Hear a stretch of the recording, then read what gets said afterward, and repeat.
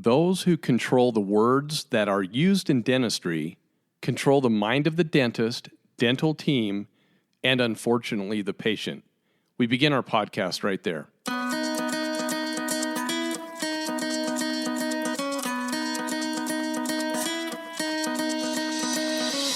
Computers are live, mixers up, levels are good, equalizers good, ready channels 1 and 2. Mic is live in 3, 2, 1, roll it. Welcome, listeners, to the My Practice, My Business podcast, where we teach dentists and their teams how to reclaim forgotten profitability in dentistry with our clinical business of dentistry training. And now, the host of our show, the clinical director at My Practice, My Business, Dr. Rob Thorup. Controlling words soon become believable. Just ask your patient or your office manager or any of the front office. Back in the late 1980s, our cash fees were called fee-for-service fees. Dental insurance companies' fees were called usual, customary, and reasonable fees. As the time went on, we soon learned that insurance reimbursement fees were anything but usual, customary, reasonable when compared to our cash fees. The fees every dentist needed to charge to be able to make a corporate profit and not just break even were our cash fees, and not the ridiculous reimbursement fees we were beginning to see from third-party payers. Through the late 1990s and into the early 2000s, we saw a transformation of terminology happen with the definitions of insurance reimbursement fees and our cash fees, or fee-for-service fees, we dentists charge out for our services. The dental insurance company's fees were all of a sudden now called contracted fees, and our cash fees, were now referred to as usual, customary, reasonable, or UCR fees. This change in definition played on the minds of the dentist in that our cash fees should be reasonable, meaning if the insurance company deemed it necessary to reduce their contracted fees with us, it was because our UCR fees, our cash fees, were not in harmony with what should be reasonable. And it went further to say that it is customary to bundle procedures because it was the right thing to do. After all, we are all just rich and wealthy dentists anyway. And bundling is the usual thing that all the other dentists are doing anyway. So why are you not going with the flow, doctor? For the last 15 years, the control of words has become so bad, there are state dental associations in the United States that are taking legal action against the communications being given to our patients. In fact, the ADA has stepped in and has begun a dialogue with all of us in dental practice and the major dental insurance companies to stop verbiage on estimations of benefits forms that our patients receive that is demeaning, negative, and outright misleading to them. Dr. Kessler with the ADA put out a statement in the ADA News early in 2019 stating that the ADA is, quote, contacting dental plans to revise explanation of benefits language that could potentially damage the dentist-patient relationship, end of quote. As of today, though, Dr. Kessler, I don't think the message is getting through to the dental insurance companies right now. I don't think there is an office manager out there listening today that would disagree with me on the derogatory language we are seeing on EOBs. For example, number one, and I'm going to go into my fun voice each time I read these, that we see on EOBs. Number one, based on the information provided, we do not believe the prognosis is favorable. Oh my gosh, who in this world determined that diagnosis from an x-ray only on the insurance side? Our investigation revealed oftentimes it's a dental assistant or dental hygienist working for the insurance companies, and on the occasion an actual dentist looked at the case, they have been trained to reject certain percentages of claims to increase corporate revenues. Investigative research has been conclusive that roughly 50% of all dental claims are systematically and arbitrarily rejected for the corporate financial interests of the insurance companies, making our dental teams look like they don't know what they are doing in front of the patient, when in fact, they actually do. Number 2, point 2. This procedure is considered to be inclusive or to be part of another procedure. Oh my God. Help me understand this deductive logic and reasoning. We contract to provide services for a third-party payer. That dental insurance company gives us a contracted fee schedule with codes, descriptions, and fees on it. By contract, we are to submit all procedures with their associated codes, descriptions, and fees to those insurance companies. What gives them the right? What gives them the right at will to bundle, exclude, obliterate, redefine the rules of engagement? What gives them the right to come between the doctor-patient relationship? They have no right. They can't do it. Even our own ADA has stated that bundling is potentially fraudulent.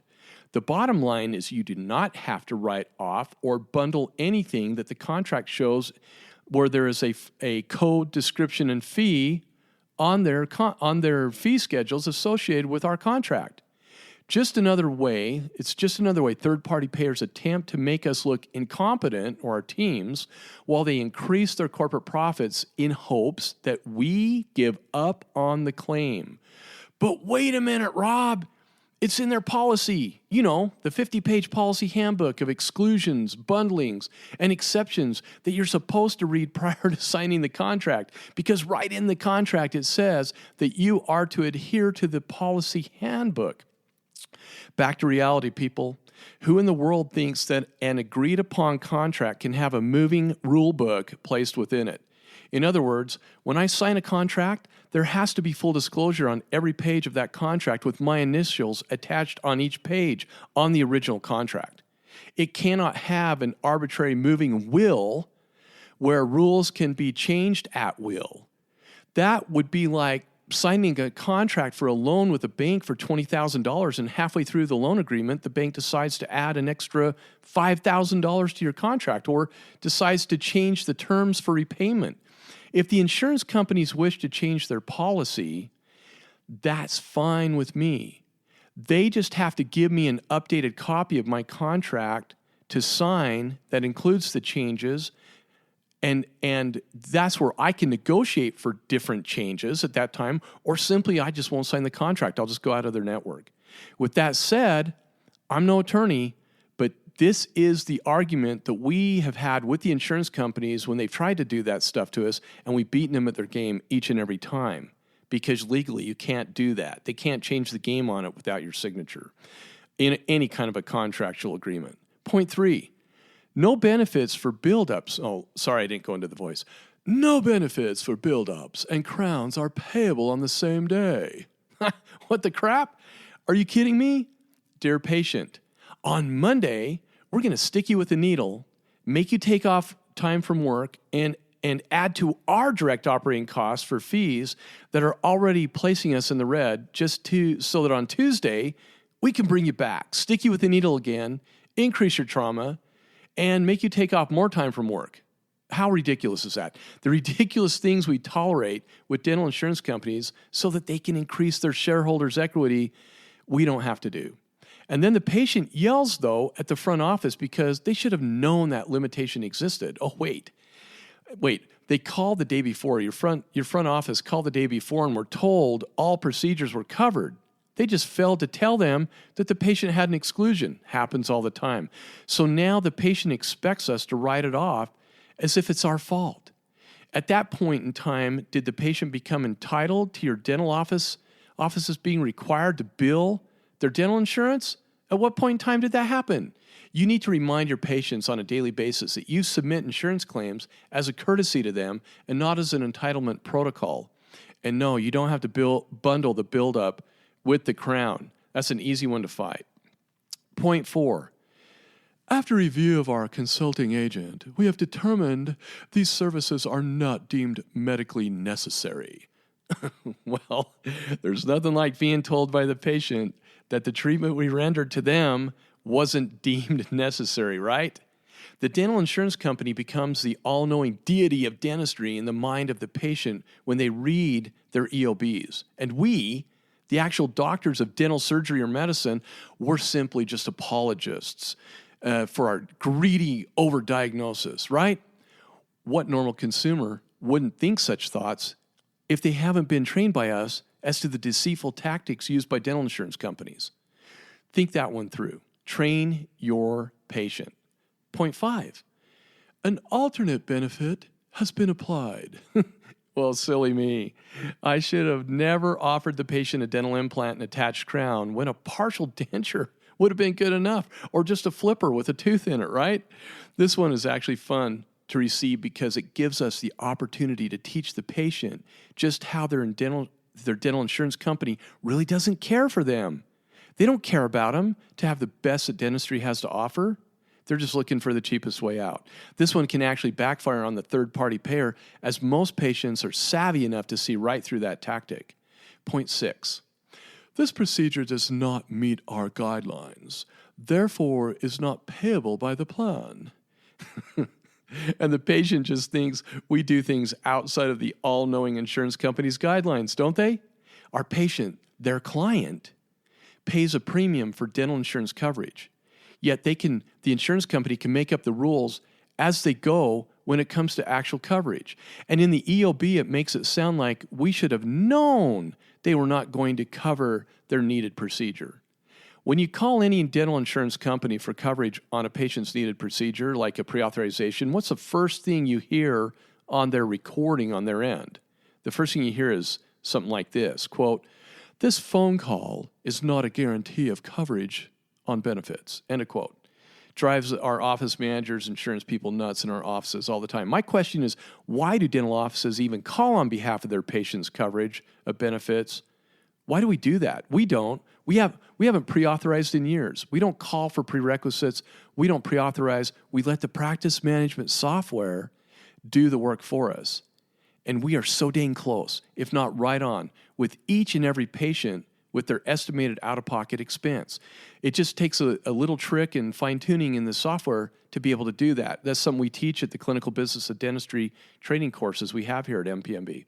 Point 7, the ultimate change of patient responsibility is 0. Oh my gosh. This does not mean the patient is not responsible for the actual services if they tell you that it's zeroed and it's not the patient's responsibility. It means the insurance company is not going to pay anything on behalf of their client. We see this all the time with composite fillings, right? Buildups, many periodontal procedures, and other things we do. This is just another way for the insurance company to make us look like we don't know what we're doing, indirectly damaging the patient relationship with the dental office. How is it possible for you to do a procedure like a buildup, submit that D2950 code in conjunction with the D2740 crown code, charge the negotiated amount per your contract, and then be expected to write it off? As a licensed dentist, I'm pretty sure that I know, and I'm pretty sure that you know, when a buildup is needed for a crown restoration. Yet when the policy handbook dictates what conditions a buildup should be done with some arbitrary abstract measurements. Have you seen those? Oh my gosh, they crack me up. We would just laugh at in dental school if we saw that. And then they expect you to write off that charge because it didn't meet their guidelines. It's absolutely insulting and without a doubt damages the doctor-patient relationship again, because as a caring, experienced dental professional, we charge for what we do, and if the insurance company won't pay for it, then the balance due will inevitably be the patient's responsibility, whether it reflects on the EOB or not. We see this change of patient responsibility to 0 so many times within the EOB's verbiage, and it's shocking how many offices simply write off that charge because the EOB indicated, either directly or indirectly, that they should. And this is so misleading. It's one of those things that Kessler's trying to get things changed. Point 8, the difference between the submitted amount and the allowable amount is not the patient's responsibility. Oh, God. This statement is one of the most damaging to the doctor-patient relationship. This is common when insurance companies downgrade a procedure, making it appear that the dental office has overcharged the patient for their dental services. The patient in this example is actually responsible for the difference. For example, when your patient comes in for a composite fill and you bill out the contracted rate for the composite fill, but the insurance company downgrades it to an amalgam, the language in the EOB makes it sound like you're supposed to write off the difference. Nothing could be further from the truth. When an insurance's verbiage on the EOB alludes to this false information and your patient is having a major meltdown believing that you overbilled them, simply have a three-way call with the insurance representative, your patient, and you. And have the insurance representative make them apologize to your patient for the misleading information on the EOB, and have them tell your patient that they, the patient, are responsible for the contracted balance, not what they downcoded. That builds a huge amount of trust between you and your patient when you call out the insurance company. I said call them out. When you call out the insurance company on their own crap for the patient's benefit, and that one simple step will prevent your patient from ever questioning you or your doctor's integrity again. They will trust the office. I love doing that. Point 9. Then there is the wonderful electronic claim submission where you send in the corrected CDT codes, x-rays, photos, and a narrative, only to get back zero payment with a note stating you need to attach a narrative with a prep and seat date, or they never receive the x-rays. God. Oh, office managers, you're probably like beating up your iPhone right now or computer listening to this, or you're just like screaming or just laughing with me. All of these stalling tactics and techniques make us look incompetent to our patients. Right, office managers? The patient comes in or calls you to let you know you're an idiot. They tell your doc that the front office may need some training on claim submissions and on and on. We've actually had patients say that. Oh man, I'll tell you, I defend my staff so fast, and I just could care less if those patients stay in our practice. These stall tactics, they continue this day. Why, you might ask? Because the third-party payers are usually publicly traded companies, and they have shareholders they have to give reports to. And if they show a loss, it doesn't look good for them. Therefore, if they are cutting it close on their quarterly earnings, they stall your claims, especially towards the end of each fiscal quarter. This is a common business tactic we get to deal with. Dental insurance companies are in the business to make money. Just ask Warren Buffett, who invested in them years ago and made so much money off insurances. The bottom line is this. The dental insurance companies know that a certain percentage of dental offices, all you office managers listening to this, they know that percentage of dental offices, after trying to pursue a claim, will just give up. They'll place the balance back on the patient where it actually does belong, or worse, they'll just write off the balance because they don't want to face the patient, right? We unfortunately uncovered an office manager writing off the balances from several claims each month with one of our new clients. Oh my gosh, over the course of a year, to the tune of 6 digits. It was simply too difficult for her to pursue the dental claims from the insurance companies. Needless to say, she was fired. The Washington State Dental Association, along with several brave dental practitioners, filed a lawsuit against Delta Dental of Washington. I've been following this lawsuit closely, and this quote from Dr. Dennis Bradshaw pretty much sums up what is going on in the Northwest. Quote, Delta's continued efforts to repeatedly block member proposals reflect a corporate culture that consistently puts its own profits ahead of legitimate concerns about how it could better support patient care and treatment decisions. End of quote. Man, I love that. I personally have patients here in Utah who are covered by Delta Dental of Washington, and their negative verbiage and stall tactics with our patients are among some of the worst that we see. Pray for those doctors and the Washington State Dental Association for their efforts and hopes that they can make a difference when it comes to our patient care. Good for them. Making words disappear or change, promoting an agenda that ultimately attempts to compromise patient care, controlling terms on anesthetic, buildups, x-rays, and so much more is what socialized medicine hopes to accomplish. It's what the big insurance companies hope to control. So far, they're doing a good job of it as we dentists sit back and do nothing. Become active. Do something. Push back. So dental team and doctor, what are you going to do to stop the losses that you continue to take unnecessarily on a dental basis? I've helped you get started, but there is so much more to learn about ways to reclaim profitability that insurance companies have taken from us. Dental insurance companies are not going away from dentistry's multi-billion-dollar industry, but there are ways to profitably coexist with them, and that's what we specialize in here at My Practice, My Business. Thank you so much for tuning into the My Practice, My Business podcast. You can find additional podcasts you may have missed that will help you with your dental practice at Apple iTunes Podcasts. And remember to become a subscriber to our podcast. Many of you have asked how to help support the My Practice, My Business podcast. If you have enjoyed the program and information you received today, the best way to help is to leave us a 5-star review. Thanks again for allowing us to be a part of your day.